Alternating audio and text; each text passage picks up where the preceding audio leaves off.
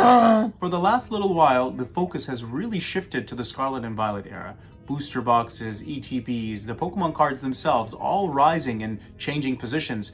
But we haven't looked at the Sword and Shield era in quite some time. Today, we're going to be looking at how the Sword and Shield era is doing, as there has been quite a bit of movement with the top 10 cards, that is. Let's dive in. So for today, we're going to be using Poké data to review our cards and our top 10 cards, as well as other data such as PSA 10 and PSA 9. It's actually a really great website to use for research or for looking at what cards are going for on different platforms. So taking the number 10 spot is Lugia V from Silver Tempest, one of my all-time favorites from the Sword and Shield era. And thankfully, it's still hanging in there in the top 10. It's dropped in value a little bit since we spoke about it last time. And we're gonna be looking at the TCG player to really give us our price range here. So earlier in the year, we were at around $204, but now we've gone down to $176. So we're down about $25 on this card. It's a beautiful card, that is, as I haven't really spoken yet about it, but I have mentioned it many times in other videos. So of course, Lugia V, beautiful card.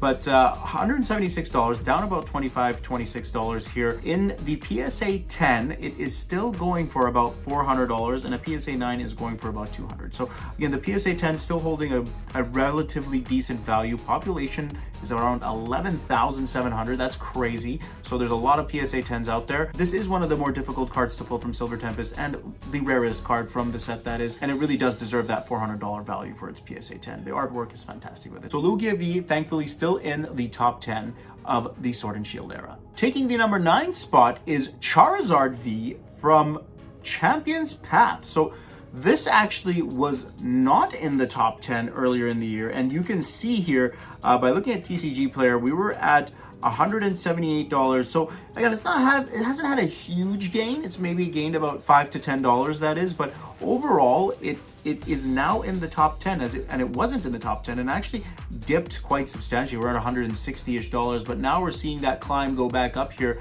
to around $184, $185 for this card. And again, as I mentioned earlier, this was not in the top 10 the last time we looked at this earlier in the year. I believe it was in the summer.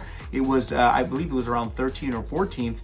So a lot of other cards actually had significant dips, helping this card move into the top 10, because when we made that top 10 list before, all of the cards, I believe the cutoff point was at least $200 from what I remember. So we're now dipped a little bit into those 180, 170 to 180 marks, that is. So this one is going for $184 on TCG player. Looking at a PSA 10, $281. So again, not as expensive as the Lugia in a PSA 10. And the way I'm ranking these cards is by the TCG player price, although if you did rank it from a PSA standpoint, technically the Lugia would be ahead of the Charizard. But this one over here, $184 for it on TCG player. It's not bad. It's actually a decent Charizard. I like the whole dark Charizard look, or the shiny Charizard, that is. So a decent looking card. And Champion's Path was a decent set as well. So Charizard takes the number 9 spot in the top 10 from the Sword and Shield era. And then the number 8 spot is Espeon Vmax, a beautiful card. A card that I really like, a card that I got in a PSA 10 myself, and it's currently going for $190 as per TCG player. I believe this one actually had a substantial dip throughout the year. I think looking at TCG player, we're at $340-ish around the summer months here, and we've dipped significantly. If you could see the little thing here going down all the way to $190. It's almost been cut to half the value, which is crazy because it's actually a really nice card and it's difficult to pull as well. Fusion Strike is a very difficult set to pull from. Looking at the PSA 10, $368, not too bad, still holding a decent value there. There's about 6,900 of these available, and overall it definitely deserves to be in that top 10. And going back to what I said earlier, if you were to rank these based on their PSA rankings, technically speaking, this would be ahead of the Charizard as well, but currently takes the number 8 spot in the top 10 of the Sword and Shield era. And now it's time to do some Evolving Skies damage control. Sylveon Vmax, the first batter up here, in the number 7th position, currently going for $200 on TCG player. PSA 10 is going for $305. This one also had a bit of a decline, and it looks like majority of the cards from the Sword and Shield era had this huge pop in the summer. Look at this one going for around $270, and then now we've gone down to $190. So this one hasn't dipped as the Espeon did, but still is having a decline overall. Still a great card, and I think it's one of the more preferred cards from the Evolving Skies set. PSA 10, $306. Again, not too bad there as well, and the population of that is 8,300. So again, all of these cards, as rare as they are and as expensive as they are, there's actually quite a bit of them in the PSA 10, even with the horrible cuts the Sword and Shield era had, that is.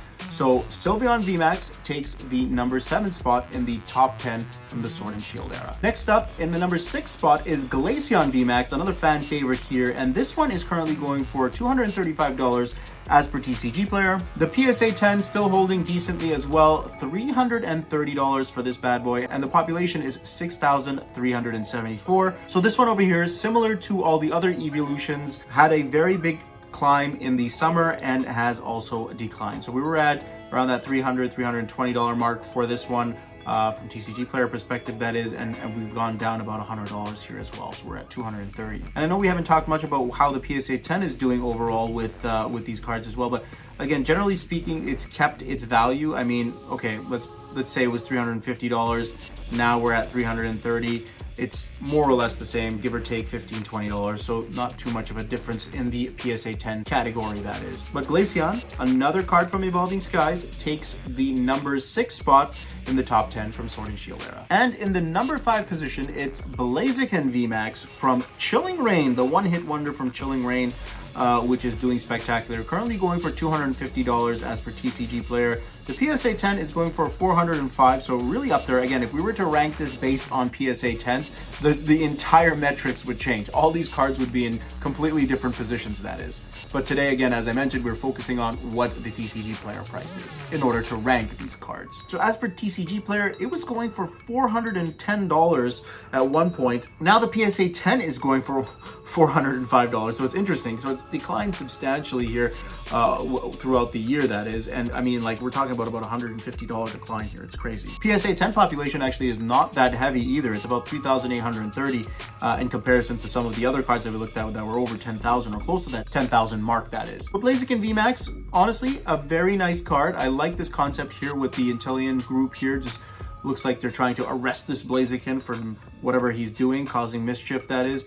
I think it's a nice card, and currently going for $257. It is the number 5 card in the top 10 from the Sword and Shield era. And now we're into the top 4, and Gengar Vmax, who was actually in the top 3 the last time we did this, has dropped a little bit. So we're at $369 for this on TCG Player. The highest this one was at, I think, at around $415 or $420, that is, on TCG Player earlier in the year, and it has gone down about $40 or $50, that is. So, and a PSA 10 actually is going for $718, and there's about 7,812 of them. So again, the PSA 10 would definitely bump this card up way ahead of all of the other cards that we've looked at so far. But overall, since the last time we looked at it, Gengar has declined a little bit from a TCG Player price perspective, that is. But from a PSA 10, it looks like it's more or less rebounded because around May of this year, we were at 730, and now we had that dip throughout the year, and we're kind of making our way back up to that $730 mark. Honestly, it's a great card, very difficult card to pull, and it definitely deserves to be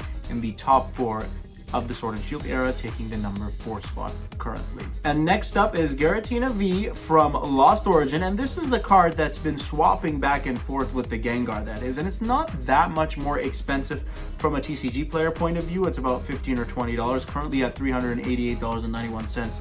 However, the PSA 10 version of this card is going for $918, almost $200 more than the Gengar. So that's quite insane. That's a difference maker right there, in my opinion.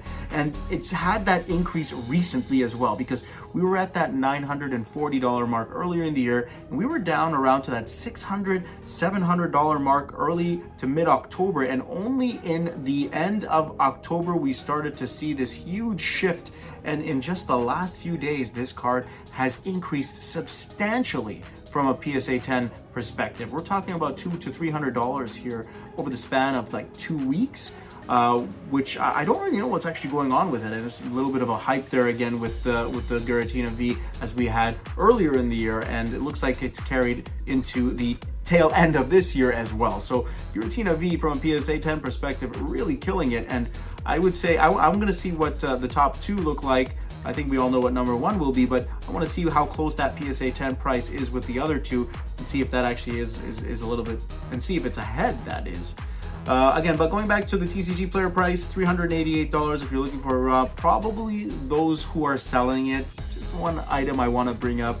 It's probably because that card is not going to be a PSA 10. If it's sent for grading, it would probably get a PSA 9 or lower. So you can see here as well, if you look at the population between these two, it's not that far off. We're looking at 5,700 or so for a PSA 10 and about 4,800 for a PSA 9. So it's clear that a lot of people attempted to get this card graded, and it's falling right in between. And again, poor cuts, maybe some damages that folks had the card earlier and they just didn't take care of it. But really, I think it's the centering of the card that's killing the PSA 10 value for these cards. So as of now, Gutina V is holding the number 3 spot in the top 10 of the Sword and Shield era, and in a PSA 10 perspective is going for $918. I just wanted to mention that again. And the reason why I keep mentioning that PSA 10 price is because, technically speaking, if we were to look at it from that perspective, Gutina V would take over the Rayquaza and be the number 2 card, and these two have traded places earlier in the year as well. So from a TCG player perspective, this one is going for $467. The highest we've seen it from a TCG player perspective was around that $550, $540 mark. We see a little bit of a decline here throughout the year, and now we're making our way back up as well to that $460 mark. PSA 10, we're looking at 717. Population is almost double that of the Gutina V, which may also be playing a factor in this a little bit here, but only going for 717 in comparison to the Gutina V, which is going for 919, which is interesting. PSA 9 is going for 393, and population is quite low in comparison to the Gutina V as well. So interesting numbers here to look at here. Rayquaza, though, does deserve to be in that top 2 spot. Has been there for quite some time, moving back and forth. And another card, of course, from Evolving Skies as well, making it into the top 10. And Rayquaza Vmax takes the number 2 spot from the Sword and Shield era. And the number 1 card, as we all would have guessed, Umbreon Vmax. This one is also climbing heavily right now as well. So we're looking at $1,374 on TCG players. So completely blows out the market when it comes to the top 10. No one comes anywhere near this one from a TCG player perspective, or raw perspective, that is. PSA 10, $1,652, and there are 13,800 copies of this. It's crazy. This is the most PSA 10 card I've seen from all of the top 10 that we've looked at so far, and it's going for 1,652 in a PSA 10. PSA 9, low population, and it's actually at 1,057, which is still quite high. Mine, unfortunately, landed in that category as well. When I sent it for grading, it got a PSA 9, so I'm one of those 3,294 people. Looking at what's happening, though, in just the last few weeks, so we were at around 1,400, and we see about a $200 climb. Same thing as what was going on with the Gutina V. Same thing with the TCG player price. We're around that 1,100, and now we are at 1,300, close to that $1,400 mark. So Umbreon is really making a move right now, as well as some of the other cards such as Gutina V, and I'm not too sure what it is that's actually driving that, because these cards have been out for quite some time. We've already seen increase. I mean, it could be a little bit more of that FOMO happening all over again, and then we'll see a little bit of a dip again. People are excited. They want to get these cards. Maybe it's the holiday season. People are shopping a little bit to give gifts. I mean, I would love somebody to give me a Gutina V or Umbreon, that is. But those are the prices, and Umbreon currently takes the number 1 spot and has always taken the number 1 spot from the Sword and Shield era, but it is something that we still should look at as the price continues to change and continues to increase significantly. And there's one more card that I wanted to look at today, which was not in the top 10, Pikachu Vmax, secret rare from Vivid Voltage. And the reason why I want to look at this Pikachu is because there is so much hype about Pikachu because of Surging Sparks.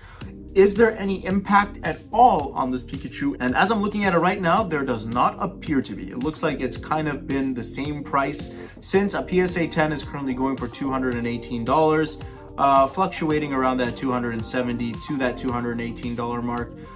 From a TCG player perspective, $108, and it's pretty much been the same, around that $100 to $120 mark throughout the year. So no changes. I thought I'd just have a quick look to see what was going on with Pikachu Vmax, if there was any changes, but no, at this point, it's just kind of steady at its price.